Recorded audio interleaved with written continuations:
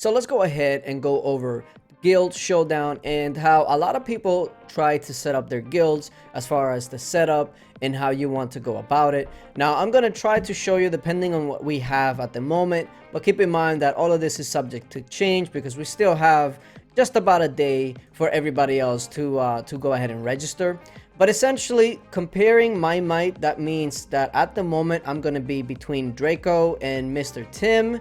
And let's see what they got. Draco is sending all ranged, and Mr. Tim is sending all ranged. Okay, so here's essentially what people love to do when it comes to Guild Showdown. What they want you to do in order to be more successful is for everybody to alternate going all infantry, all cavalry, all ranged. And then depending on how you want to set it up, then you kind of just start it over, or infantry, all cavalry, all range, all infantry, all cavalry, etc, etc. You get the point. Now, the thing about this is that it also depends on your guild.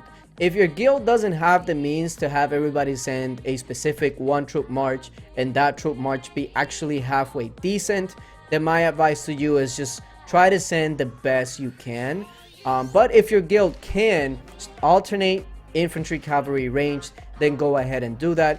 In this case, since I'm going to be right in between Draco and Mr. Tim, and they have both Cannoneer, I want to actually then take a look at what else is around. So Kuda is going to be sending heroic fighters, and Salty is going to be sending ancient Drake riders. So at the moment, what I'm going to go ahead and do is I'm going to register with all cavalry. I do have a preset for this actually.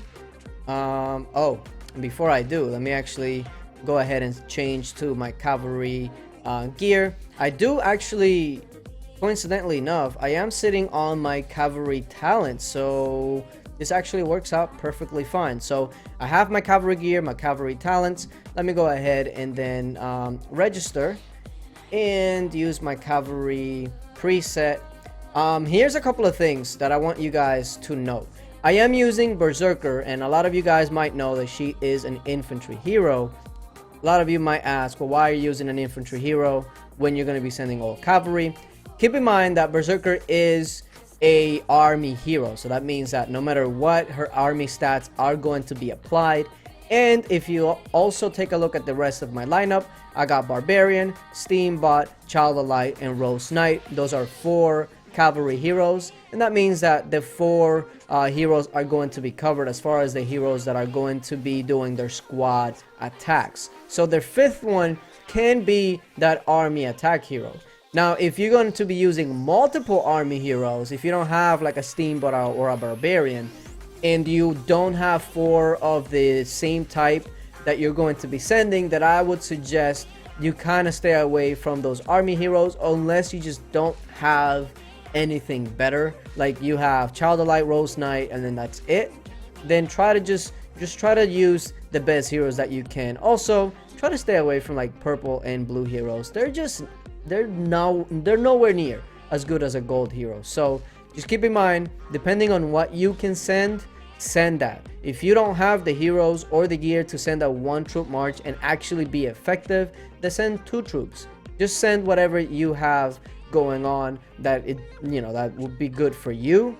But again, it goes back to if the guild can actually support everybody going 1 troop type, go ahead and register. So now we have Salty Sea Dog going Ancient Drake Riders, then we got Draco going Cannoneers, then me going Ancient Drake Riders, Mr. Tim Cannoneers, Kuda Heroic Fighter. So you see, they're not going to be running into the same thing. And the reason 1 troop type is so good is because you can go ahead and put everything you got, your talents, your gear, your heroes, all into that 1 troop.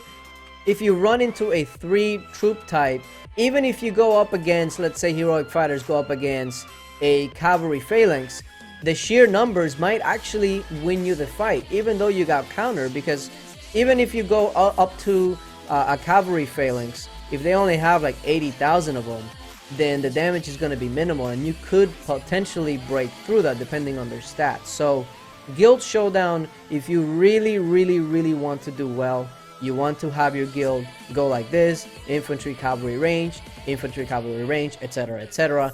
It does take a lot of activity from everybody, especially if you're going to be registering here at the end, because at the end you're gonna have to make sure that everybody's sending the correct thing, that you don't have cannoneer going after a cannoneer, etc.